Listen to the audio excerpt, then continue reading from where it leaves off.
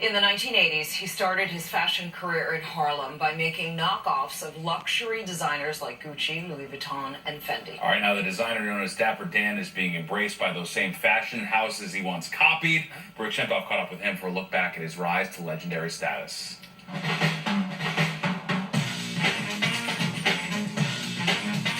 Seated in the front row of Gucci's Milan fashion show this month, Daniel Day, also known as Dapper Dan or Dap, mingles with some of the most powerful fashion executives as he prepares to launch a collaboration with Gucci.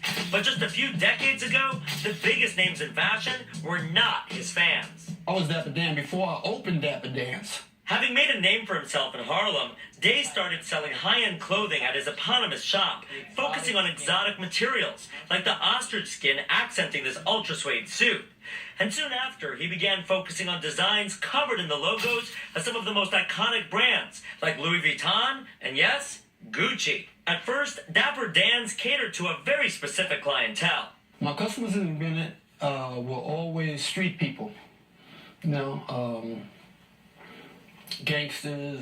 And soon enough, some of the most famous celebrities started following suit, flocking to Dapper Dan's for glamorous designer duds ranging in price from $850 to $4,200. Jay-Z, P. Diddy, Teddy Riley, Salt and Pepper, LL Cool J, Run DMC.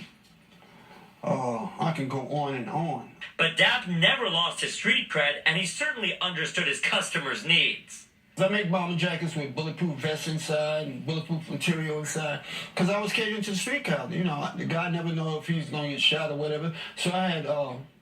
built-in bulletproof vest. Yes, built-in bulletproof vest. I didn't want to be responsible for a bulletproof vest not working.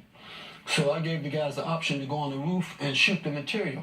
Soon enough, mainstream designers took note of Dapper Dan's innovative all-over use of logos called Logomania. When you see what Tom Ford did, when you see what Marc Jacobs did, there's no argument there. No one will argue with you when you say, yeah, well, Tom Ford did what Dapper Dan did, and Marc Jacobs did what Dapper Dan did. Then in 1992, Dap closed up shop and all but disappeared from the public eye for decades. But his influence continued to reign strong, and then this happened. Some on social media noticed a distinct similarity between a design that Dapper Dan had created for Olympian Diane Dixon back in the 80s and a new design that hit the Gucci runway this year. Well, Gucci acknowledged the source of its inspiration, and they're now in business with Dapper Dan, getting ready to launch a capsule collection with him around the world. But for Dan, all of his success is driven by one objective. I use this as a vehicle to show what they can do. Show guys on the corner that here's another way.